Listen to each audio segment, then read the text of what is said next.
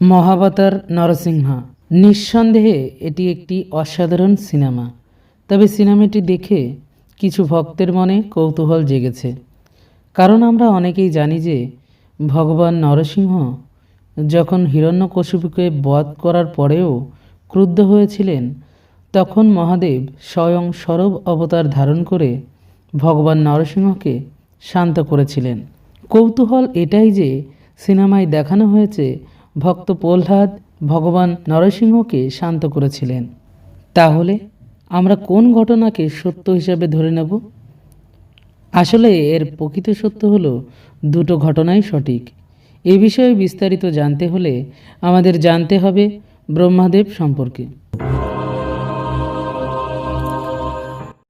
সত্য, ত্রেতা, দ্বাপর, কলি এই চারটি যুগ মিলে তৈরি হয় এক চতুর্যুগ বা মহাযুগ। এই রকম ৭১টি মহাযুগ মিলে তৈরি হয় এক মন্বন্তর। আবার এই রকম ১৪টি মন্বন্তর মিলে তৈরি হয় ব্রহ্মদেবের একদিন বা এক কল্প। বলা বাহুল্য ১৪টি মন্বন্তরের আগে, পরে ও মাঝে মিলিয়ে মোট ১৫টি সন্ধিক্ষণ রয়েছে। এক একটি সন্ধিক্ষণ প্রায় একটি সত্য যুগের সমান। তাহলে এবার চিন্তা করে দেখো ব্রহ্মদেবের একদিন সমান সমান কতটা সময়, যা ভাবতেও অবাক লাগে। ব্রহ্মদেবের এক কল্প মানে আমাদের ৪.৩২ বিলিয়ন সৌর বছরের সমান। ব্রহ্মদেবের সময়কাল সম্পর্কে যদি আরও বিস্তারিত কিছু জানতে চান, তাহলে কমেন্ট করে আমাকে জানাতে পারেন। আমি পরবর্তী কোনো ভিডিওতে সেই বিষয়ে আলোচনা করব। যাই হোক, ব্রহ্মদেব দিনে যা সৃষ্টি করেন, রাতে অর্থাৎ আরও একটি কল্পে তা লয় প্রাপ্ত হয়। ব্রহ্মদেবের আয়ু সাধারণত ১০০ বছর। বর্তমান ব্রহ্মদেবের জীবনের ৫০ বছর পার হয়ে গেছে। তিনি এখন তার ৫১তম বছরে আছেন। আমরা যে বর্তমান কল্পে আছি তার নাম শ্বেত বরাহ কল্প। এটি ব্রহ্মদেবের এই ৫১তম বছরের প্রথম দিন।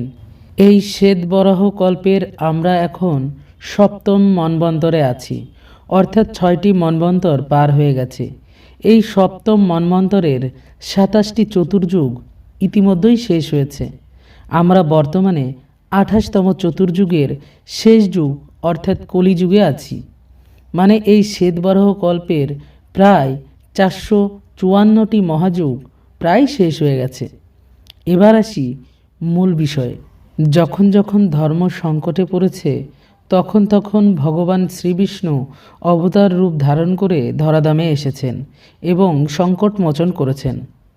এর মানে এই নয় যে প্রতিটা মহাযুগে ভগবান শ্রীবিষ্ণু ১০ অবতারে অবতীর্ণ হয়েছেন বা হননি।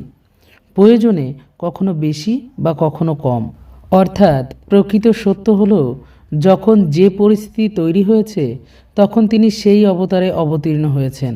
বলা বাহুল্য, প্রতিটি মহাযুগের ঘটনা ও পরিস্থিতি হুবহু একই রকম নয়।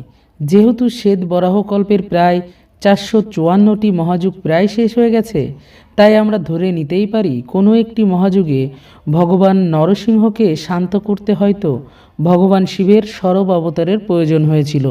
আবার কোনো এক মহাযুগে ভগবান নরসিংহকে শান্ত করতে ভক্ত প্রহ্লাদের প্রয়োজন হয়েছিল। আপনাদের কি মনে হয় তা অবশ্যই কমেন্টের মাধ্যমে জানাতে ভুলবেন না। অবশেষে ভিডিওটি ভালো লেগে থাকলে লাইক ও শেয়ার করবেন। ধন্যবাদ ভিডিওটি শেষ পর্যন্ত দেখার জন্য। নমস্কার।